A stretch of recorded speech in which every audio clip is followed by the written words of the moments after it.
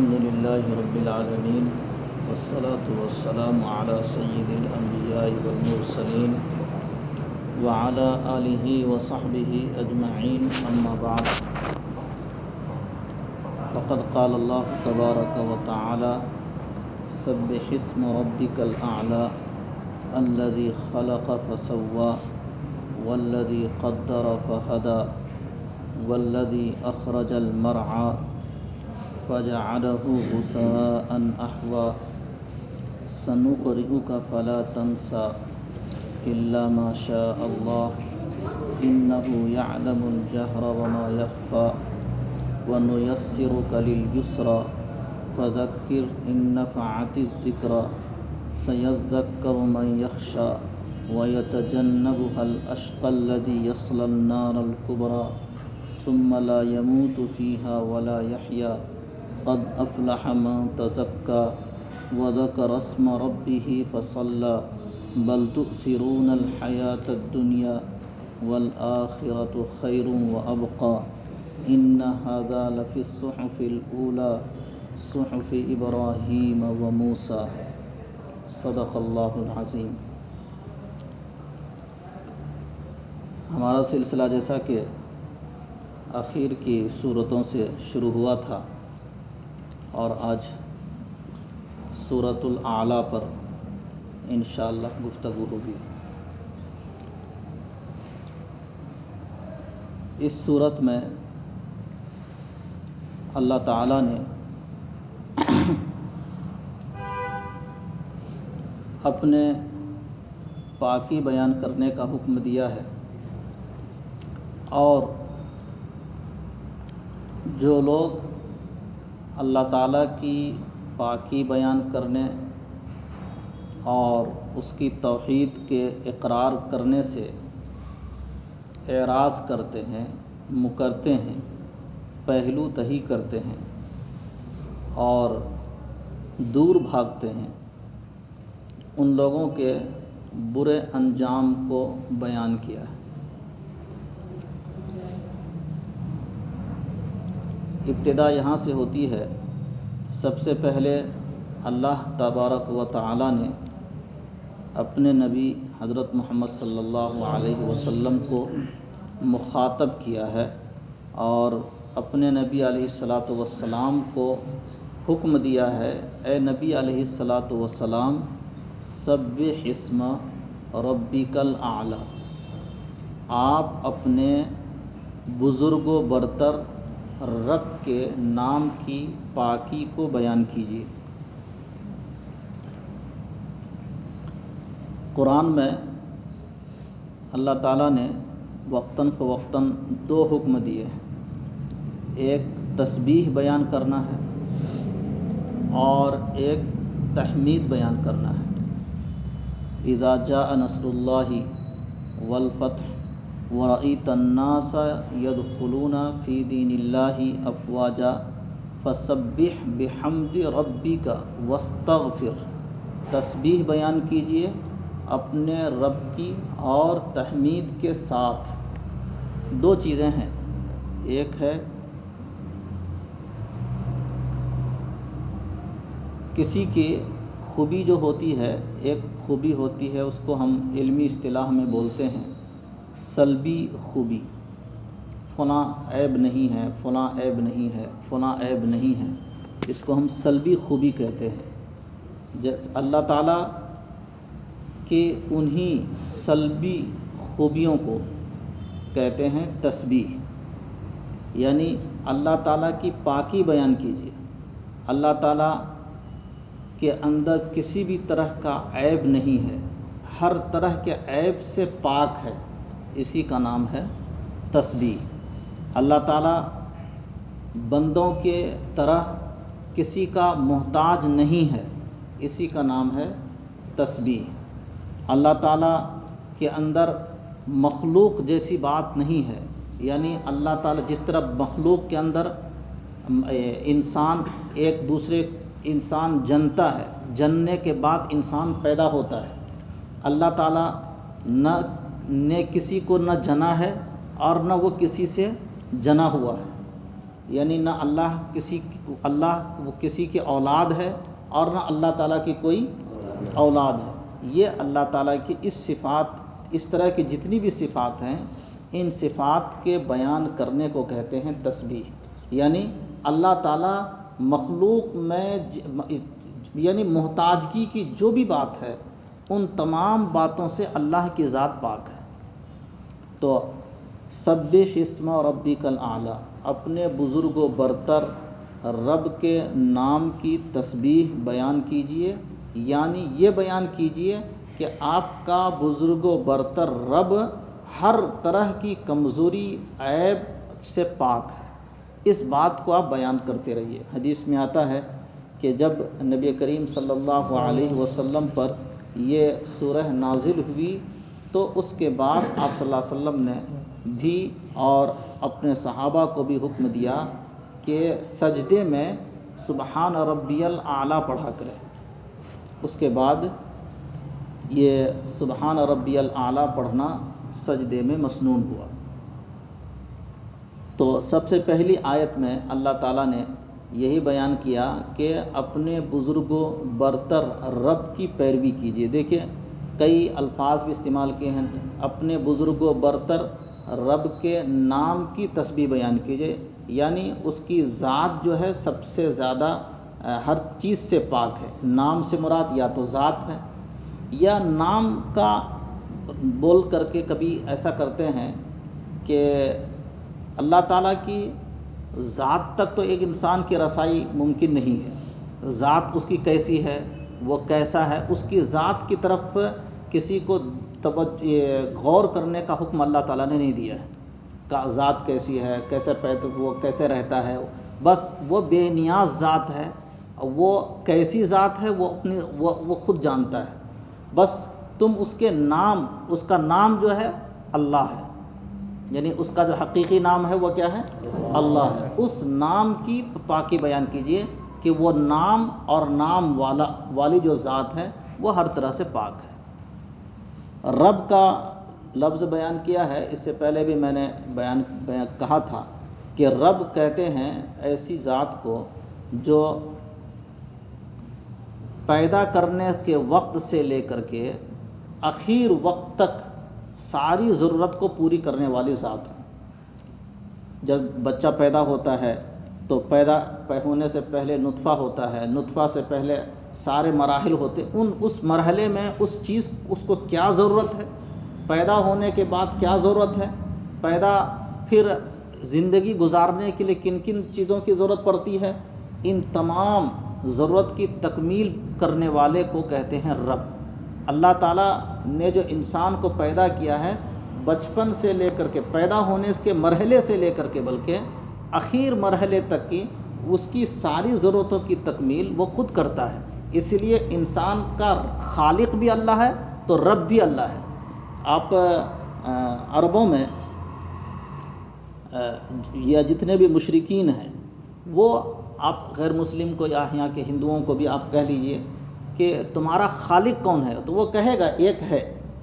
گرچہ باقی چیزوں میں اختلاف ہو جاتا ہے لیکن کوئی یہ نہیں کہتا الا یہ کہ دنیا میں چند قسم کے ملحد قسم کے لوگ ہیں، دہریہ قسم کے لوگ ہیں جو کسی پیدا کرنے والی ذات کا بھی انکار کرے. وہ کہے کہ ہم جو ہے کیا کہتے ہیں ایسے ہی پیدا ہو گئے ہیں، بندر تھے اور بندر نے ترقی کر کے جو ہے انسان بن گیا. لیکن ایک 99% لوگ ایسے ہی ہیں کہ جو ایک اللہ کے وجود کے خالق ماننے والے ہیں، اور ہر ایک کہتا ہے کہ ایک پیدا کرنے والا ہے، نام کچھ اور دے. ہندی میں اس کو ایشور کہہ دیتے ہیں اور کیا کہتے ہیں وہ لوگ شاید پتہ نہیں کیا کیسا نام دیتے ہیں، لیکن نام کچھ بھی ہو لیکن پیدا کرنے والا خالق ایک مانتے ہیں. لیکن یہ لوگ آ کر کے رب کے لفظ میں بھٹک جاتے ہیں. یعنی وہ یہ کہتے ہیں، کوئی کہتا ہے کہ روزی فلاں بت کے ذریعے سے ملتی ہے، اور کیا کہتے ہیں بارش فلاں نشتروں کے تبدیلی کی وجہ سے آتی ہے، یا مختلف چیزوں کے. عربوں میں بھی جو ہے روزی دینے والے ایک الگ بت مان لیا تھا، اور بارش حاصل کرنے کے لیے الگ بت بنا لیا تھا. تو یہ الگ الگ تبدیلیاں اس وقت یہ اعتقادات رکھتے تھے، لیکن رب کے معاملے میں رکھتے تھے۔ خالق سب اللہ کو ہی مانتے تھے، عرب کے لوگ بھی خالق اللہ کو مانتے تھے۔ اسی رب کی تبلیغ کی خاطر کہ رب بھی ایک ہے اور اللہ کی ذات ہے، اس کی تبلیغ کے لیے اللہ تعالیٰ نے حضرات انبیاء علیہ السلام کو مبعوث فرمایا ہے۔ اور وہ رب اعلیٰ ہے، یعنی ہو سکتا ہے کہ ظاہری طور پر کوئی چھوٹا موٹا کوئی کام ہو جاتا ہے سبب کے درجے میں، لیکن وہ رب نہیں ہے۔ رب حقیقی اعلیٰ رب اللہ ہے۔ عربی میں رب کا جو لفظ ہے، کبھی کبھی بیٹا پانی پلاؤ دو کوئی، جیسے مثال کے طور پر رب کا معنی مالک کے بھی ہوتے ہیں، تو اسی لیے سے عربی میں رب کا لفظ جو ہے دوسرے کے لیے بھی استعمال ہو جاتا ہے، جیسے انا رب ھذا الغلام، میں اس غلام کا مالک ہوں، عربی میں بولا جاتا ہے۔ لیکن اللہ تعالیٰ نے اخیر میں جو کی صفت استعمال کی ہے الاعلیٰ، یعنی سب سے اعلیٰ رب ہے۔ تو اس طرح کے چھوٹے چھوٹے جو بولیں گے کہ میں اس غلام کا رب ہوں، تو وہ اعلیٰ نہیں ہے۔ رب ہو سکتا ہے کہ وہ کیا کہتے ہیں فلاں نسبت کی بنیاد پر یہ اس ٹوپی کا انا رب حاضل قلم حاضل قلم سوا بول سکتے ہیں کہ میں اس ٹوپی کا رب ہوں، یعنی مالک ہوں، میں اس کی میری ملکیت ہے۔ لیکن اعلیٰ جو ہوگا وہ ایک اتنی چھوٹی چیز کا نہیں ہوگا، وہ صرف وہ ساری چیزوں کا رب ہے، وہ اس کا بھی رب ہے، ہمارا بھی رب ہے، اور مالک کا بھی رب ہے، مملوک کا بھی رب ہے، خالق جس کو غلام کا بھی رب ہے، آقا کا بھی رب ہے، وہی اعلیٰ ہے۔ تو اس بزرگ و برتر رب کے نام کی تسبیح پڑھیے۔ الذی خلق، اب وہ ہے جس نے آپ کو پیدا کیا۔ یہ نبی علیہ الصلوۃ والسلام کو مخاطب کیا گیا ہے، لیکن قرآن پاک میں کبھی کبھی ایک یہ بھی اختیار کیا جاتا ہے لہجہ کہ براہ راست حضرت نبی کریم صلی اللہ علیہ وسلم کو کہا جاتا ہے، لیکن حکم پوری امت کو ہوتا ہے، پوری انسانیت کو دیا جاتا ہے۔ جس نے آپ کو پیدا کیا اور تمام چیزوں کو پیدا کیا۔ خلقہ کا مفعول یہاں محذوف ہے، آپ جو طلبہ ہیں وہ جانتے ہوں گے، خلقہ کس کو پیدا کیا یہاں بیان نہیں کیا ہے، اسی بات کو بیان کرنے کے لیے کہ کبھی کبھی پیدا مفعول کو حذف کر دیا جاتا ہے، جس کو شاید انگریزی میں آبجیکٹو بولتے ہیں، کیا ایڈجیکٹو ایڈجیکٹو، ہاں، تو خیر اس کو حذف کر دے، کس کو پیدا کیا یہ حذف کر دیتے ہیں۔ کیوں حذف کر دیتے ہیں، ذکر نہیں کرتے ہیں؟ اگر ایک چیز کو ذکر کریں گے تو دوسری چیز نہیں آئے گی۔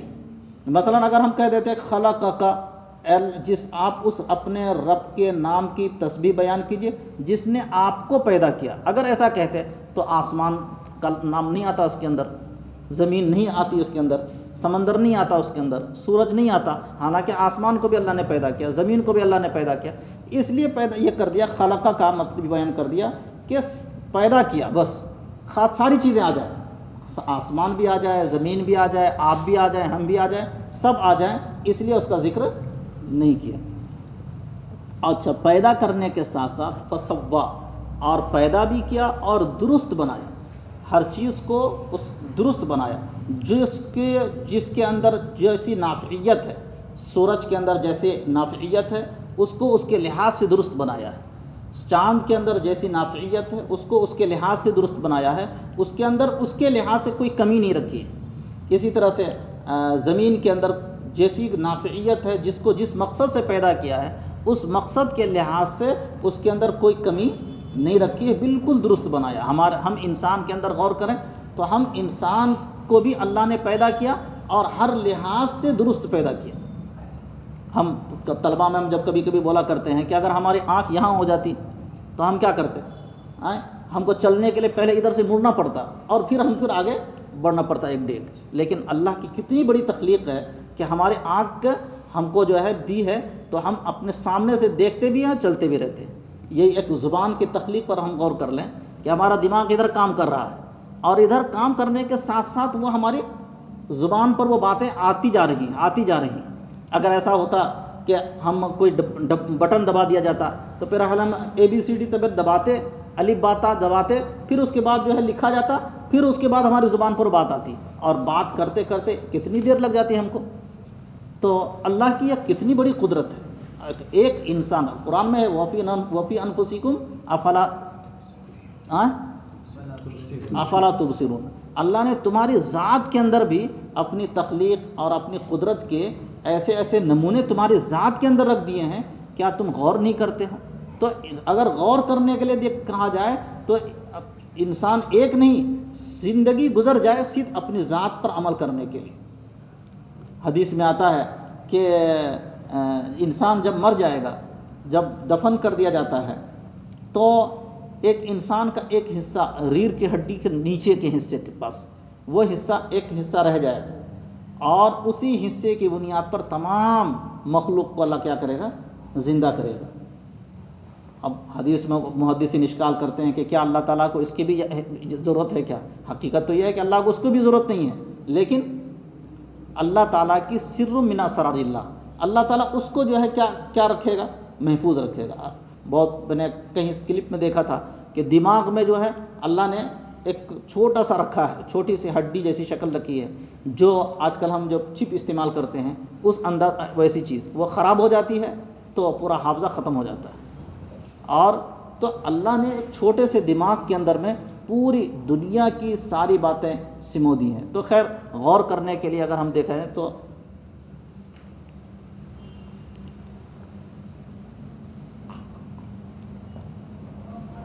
آنکھ دیکھیے، آنکھ کا اللہ تعالیٰ نے دائرہ رکھا ہے، اس کی حفاظت کی اللہ نے کور رکھ دیا ہے بالکل۔ اگر یہ آنکھ بالکل ایسی رہتی تو گرد و غبار آتا تو ہماری آنکھوں میں براہ راست ہماری آنکھوں میں آ کر کے یہ لگ جاتا، لیکن اللہ نے ایسا بنایا ہے۔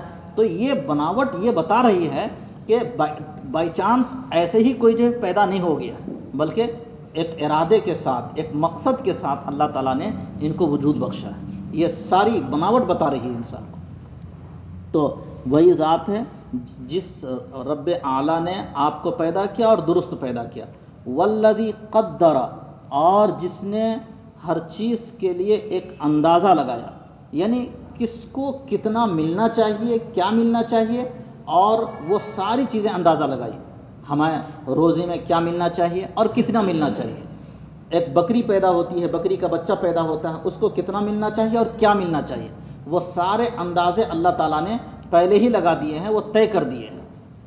فہدا، اور پھر ہر ایک کو اس کی پیدا کی ہوئی چیز اور اندازے اور جس کے لیے جو مقدر کر دیا ہے، جس کے لیے اندازہ لگایا ہے، اس کے لیے رہنمائی کر دی ہے۔ مثال کے طور پر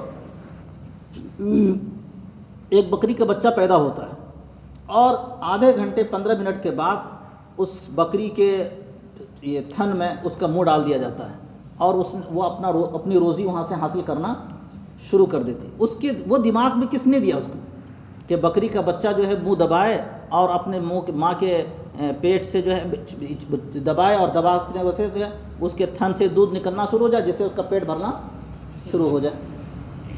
آدھے گھنٹے 1 گھنٹے کے بعد وہ بکری کا بچہ جو ہے کسی ہری بھری جگہ میں پہنچے تو بکری کا بچہ چارہ بھی کھانا شروع کر دیتا ہے۔ یہ دماغ کس نے دیا؟ فہدا۔ وہی بات اللہ تعالیٰ کہہ رہے ہیں کہ اللہ نے ہر چیز کا اندازہ بھی لگایا اور اس کے لیے اللہ نے رہنمائی بھی کر دی ہے، راستہ بھی بتا دیا کہ کیسے اس کا استعمال بھی کرنا ہے۔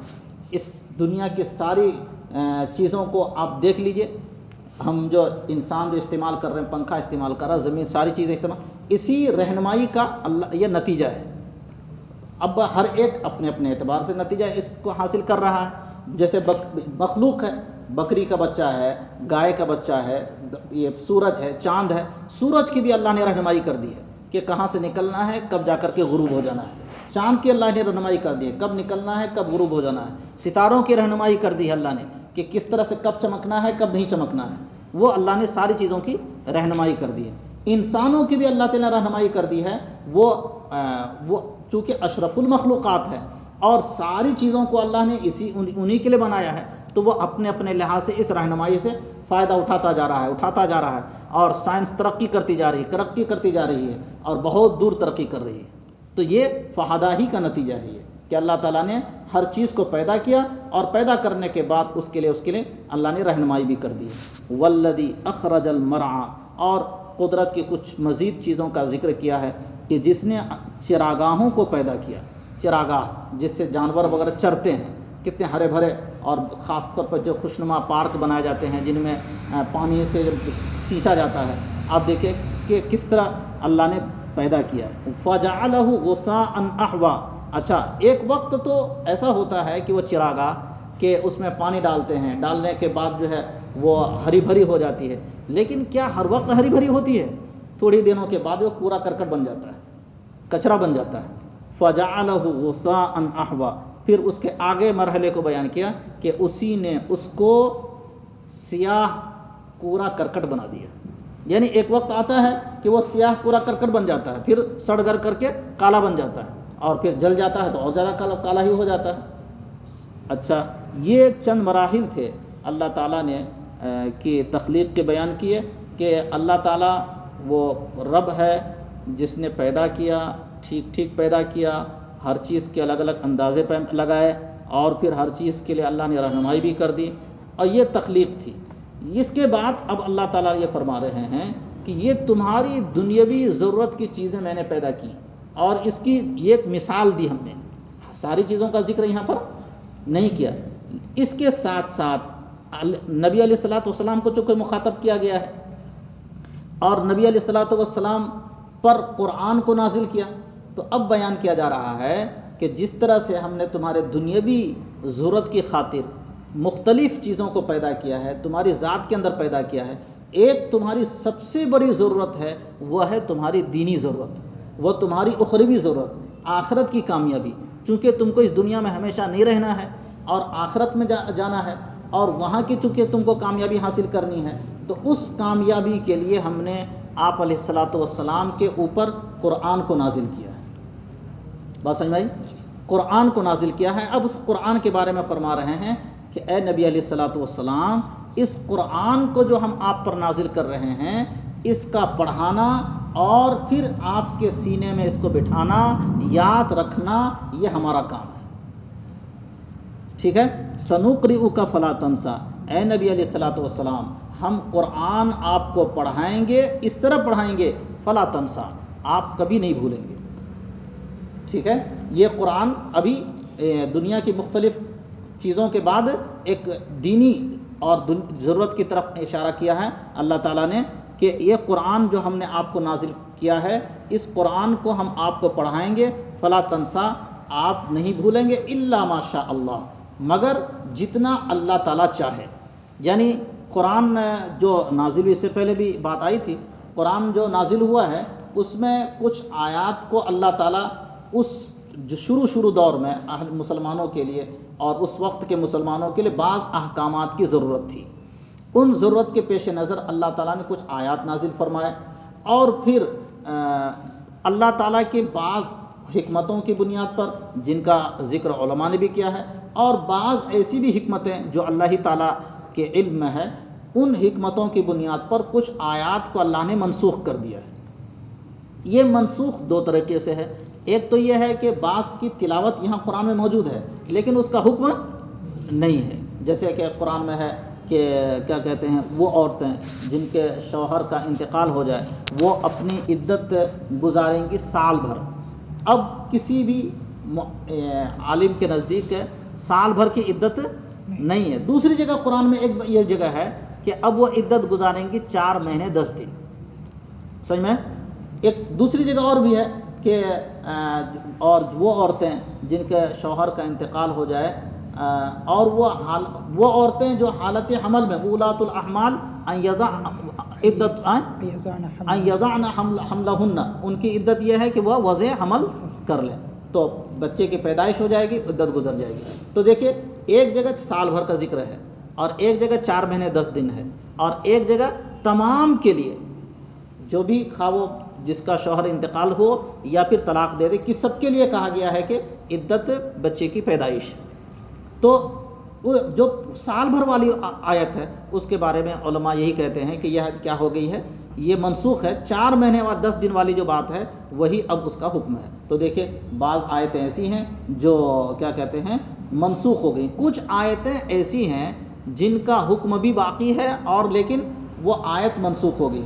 الشیخ والشیخۃ اذا زنیا فرجوہما نکالا من اللہ، ایک آیت ہے جو کیا کہتے ہیں جو اگر شادی شدہ مرد شادی شدہ عورتوں سے اگر غلط کام کی غلطی ہو جائے تو اس کی سزا کا ذکر ہے، لیکن اس کو کیا کیا گیا ہے؟ حکم اس کا اب بھی ہے کہ وہی سزا ہے، لیکن آیت قرآن میں اس وقت وہ نہیں ہے، وہ منسوخ ہو گئی ہے۔ حضرت عائشہ رضی اللہ تعالیٰ عنہ کے غالباً حدیث ہے کہ ہم اس آیت کی تلاوت کیا کرتے تھے، لیکن پھر اس کے بعد یہ آیت کیا ہو گئی ہے؟ منسوخ ہو گئی۔ تو وہی کہا ہے کہ اللہ تعالیٰ اپنی بعض حکمتوں کی بنیاد پر، جس کو اللہ ہی تعالیٰ جانتا ہے، کچھ آیتوں کو جن کو منسوخ کرنا چاہے گا، آپ کے ذہن سے وہ ہٹانا چاہے گا، وہ اللہ تعالیٰ آپ کو کیا کرے گا؟ بھلا دے گا۔ لیکن جو اللہ کو منظور ہے کہ وہ قرآن رہتی دنیا تک لوگوں کی تلاوت میں آئے، اس کو اللہ تعالیٰ کبھی آپ سے نہیں بھلائے گا۔ بات سمجھ میں آ گئی؟ تو سنقرئک فلا تنسیٰ کا مطلب ہم آپ کو پڑھائیں گے، یاد کرائیں گے اس طرح کہ آپ نہیں بھولیں گے، یعنی وہ آیتیں جن کے بارے میں اللہ نے یہ فیصلہ کر دیا ہے کہ شروع سے لے کر آخر زمانے تک وہ آیتیں کیا ہوتی رہیں؟ لوگوں کی تلاوت میں آتی رہیں، وہ آیت کبھی بھی آپ کو اللہ تعالیٰ نہیں بھلائے گا۔ سمجھ میں آ گیا؟ الا ماشاء اللہ کا مطلب وہ آیتیں جن کو اللہ نے منظور کر لیا ہے کہ لوگوں کی نگاہ، وہ آیت قیامت تک وہ تلاوت میں نہیں آئیں گی، ان آیت کو اللہ تعالیٰ کیا کر سکتا ہے؟ اللہ تعالیٰ بھلا دے گا۔ بات سمجھ میں آ گئی نا؟ جی، انہ یعلم الجہر وما یخفی، وہ ہر ظاہر چیز کو بھی جانتا ہے، وما یخفی، اور ان باتوں کو بھی جانتا ہے جو پوشیدہ ہیں، کہ بندوں کی جو اللہ تعالیٰ یہ اس کے بھی مان کر سکتے ہیں کہ ہم جو آپ کو پڑھائیں گے اور جو بعض باتیں ہوں گی جو ہم آپ کو بھلا دیں گے، وہ ہر انسان کی ظاہر اور پوشیدہ، چونکہ ہر ضرورت کو اللہ جانتا ہے اور ہر بات کو اللہ جانتا ہے، تو ہم نہیں جانتے ہیں، تو لہذا ہم اپنے علم ازلی کی بنیاد پر اور ہر ظاہر اور پوشیدہ باتوں کی بنیاد پر ہم جس بات کو چاہیں گے کیا کر لیں گے؟ اس کو اٹھا لیں گے۔ سمجھ میں آ گیا؟ وَنُيَسِّرُكَ لِلْيُسْرَى، یسرا سے مراد ہے یہاں شریعت، اور شریعت کو اللہ تعالیٰ نے یسرا کہا ہے۔ یسرا کے معنی ہے اصلاً آسان۔ اس کا مطلب یہ ہوا کہ اللہ تعالیٰ اس لفظ کے ذریعے سے ہمیں اور آپ کو یہ بتانا چاہ رہے ہیں کہ شریعت جو اللہ نے نازل کی ہے، جو قانون اللہ کا ہے، یہ بہت ہی آسان ہے۔ ہم آپ کے لیے آسان کر دیں گے شریعت کی خاطر، یعنی شریعت پر عمل کرنے کے لیے ہم آپ کے لیے آسانی پیدا کر دیں گے۔ فذکر ان نفعت الذکریٰ، اب اللہ کے نبی علیہ الصلوۃ والسلام کو حکم دیا گیا ہے کہ اب آپ کا کام یہ ہے کہ آپ لوگوں کو نصیحت کرتے رہیے۔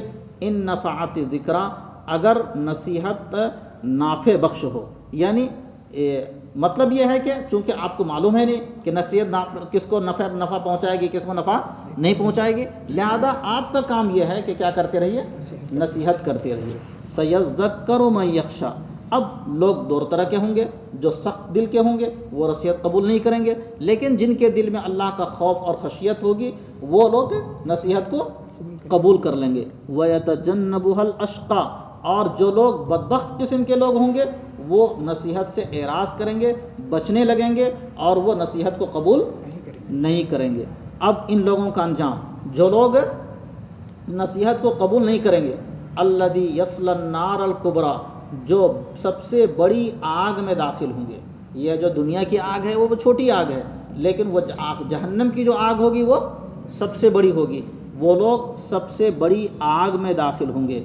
ثم لا يموت فیہا ولا یحییٰ، نہ تو وہاں موت آئے گی اور نہ وہاں زندگی ہوگی۔ زندگی تو کہتے ہیں کہ جس میں آرام سکون ہو، بس آرام اور سکون کی زندگی نہیں ہوگی، اس کو بیان کرنے کے لیے کہا ہے کہ وہاں کوئی زندگی ایسے لوگوں کے لیے، وہ زندگی سے کیا مطلب؟ ہم دنیا میں بھی جب کوئی آدمی تکلیف میں مبتلا ہوتا ہے تو کیسا جی رہے ہیں؟ تو کہہ رہے ہیں کہ کیا جینا بھائی، بہت پریشانی ہے، ایسے بولتے ہیں نا۔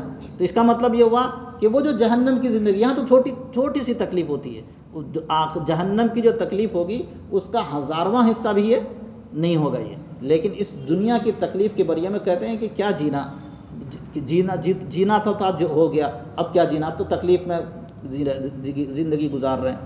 اب اللہ تعالیٰ انہی کے بارے میں کریں، وہاں تو حقیقی موت بھی نہیں آئے گی، لیکن زندگی بھی جو ہوگی وہ زندگی ایسی ہوگی کہ نہایت ہی زیادہ تکلیف دہ ہوگی، جس کو وہ لوگ کہیں گے کہ اب ایسی زندگی سے موت ہی بہتر تھی۔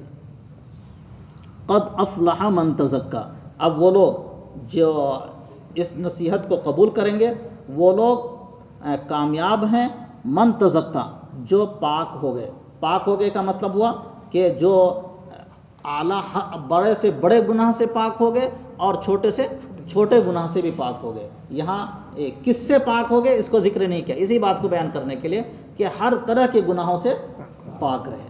وَذَكَرَ اسْمَ رَبِّهِ فَصَلَّى، اور اپنے رب کے نام کا ذکر کیا اور پھر اس نے نماز بھی پڑھی۔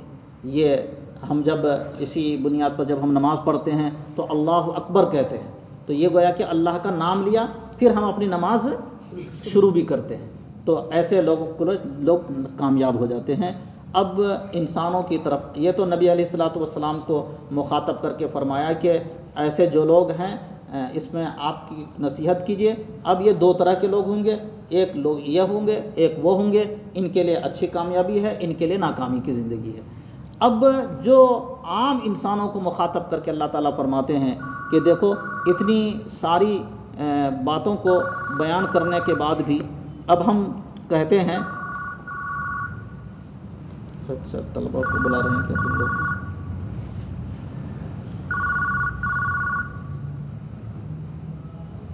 جی، بل تؤثرون الحیات الدنیا، بلکہ تم لوگ دنیاوی زندگی کو ترجیح دیتے ہو، یعنی یہ سمجھتے ہو کہ ہمیں یہی دنیا میں رہنا ہے اور آخرت میں رہنا نہیں ہے، اور آخرت ہمارے لیے کوئی بڑی چیز نہیں ہے۔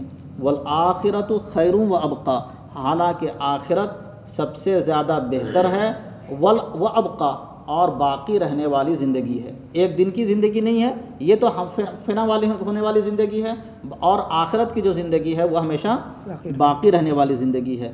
اور یہ جو ہم نے نصیحت کی ہے اس سے پہلے، دنیا کے بارے میں، آخرت کے بارے میں، اچھوں کے بارے میں اور بروں کے بارے میں، یہ ساری جو نصیحت ہے ایسا نہیں ہے کہ صرف قرآن میں ہے، بلکہ اس سے پہلے جو جتنے بھی صحیفے اللہ تعالیٰ نے نازل فرمائے ہیں ان تمام صحیفوں میں یہ نصیحت موجود ہے۔ بے شک یہ بات صحف اولیٰ میں بھی ہے، یعنی پہلے کے صحیفوں میں، پہلے کی کتابوں میں بھی موجود ہے، اور حضرت ابراہیم اور حضرت موسیٰ علیہ السلام کے صحیفوں میں بھی موجود ہے۔ ابراہیم علیہ السلام کو عرب کے مشرکین بھی اپنا نبی مانتے تھے، اور حضرت موسیٰ علیہ السلام کو مدینے میں جو لوگ کفار یہودی رہتے تھے ان کو اپنا نبی مانتے تھے۔ تو بطور خاص چونکہ دنیا میں زیادہ تر یا تو یہودی ہیں یا عیسائی ہیں یا یہ کفار مکہ تھے اس وقت، تو یہ سب حضرت ابراہیم کو سب لوگ اپنا نبی مانتے تھے۔ اب ان دونوں کی طرف نام لے کر کے بیان کیا کہ جن کو تم مانتے ہو حضرت ابراہیم کو، اور یہودی جن کو مانتے ہیں حضرت موسیٰ کو، ان تمام لوگوں کی کتابوں میں بھی یہ بات موجود ہے۔ لہذا جب یہ بات وہاں پر بھی موجود ہے، اس قرآن میں بھی موجود ہے، تو سب کو اس بات کو کیا کر لینا چاہیے؟ مان لینا چاہیے، اور اسی کے ذریعے سے آخرت کے کامیابی کا راستہ اختیار کرنا چاہیے۔ اللہ تعالیٰ ہمیں توفیق دے۔